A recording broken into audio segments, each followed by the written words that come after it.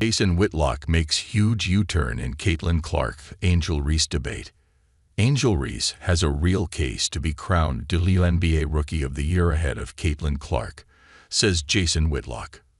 Whitlock has embarked on a number of tirades about Reese of late, most recently claiming the Chicago Sky forward's apparent record for having the most double-doubles in the WNBA is simply made up. The conservative sports commentator also branded her overrated in the past, before taking back that criticism after she inspired Chicago's victory over Clark and the Indiana Fever last month.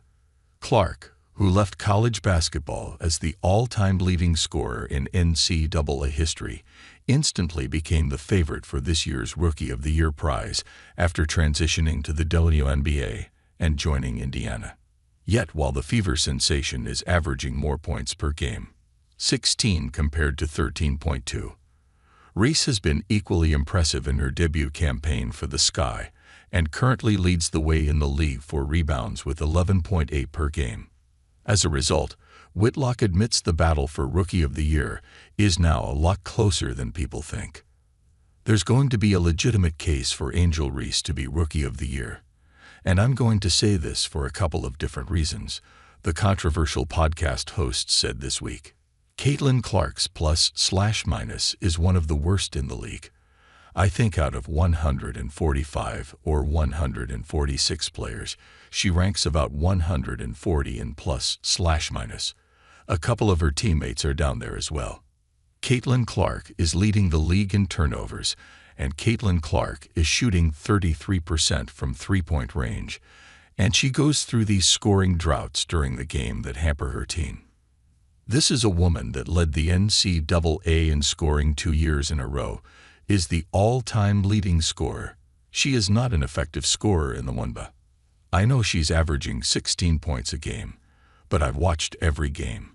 She's a very inefficient shooter. She's got the long 27-foot three-pointer that's in her bag. Occasionally she gets to the rim and gets a layup.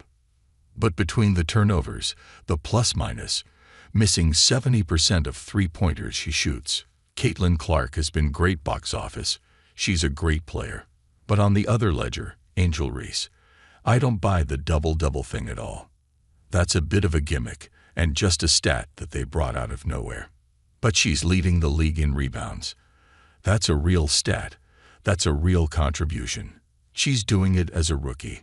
This Rookie of the Year race is closer than a lot of people think.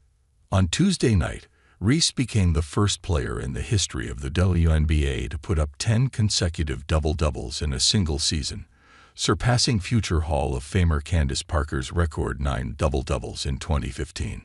But Whitlock was not convinced that stat holds much weight. Angel Reese's most consecutive double-double WNBA record is just made up, he said. No one knows who had the previous record. This has never been a standard, and then by guys average a double-double.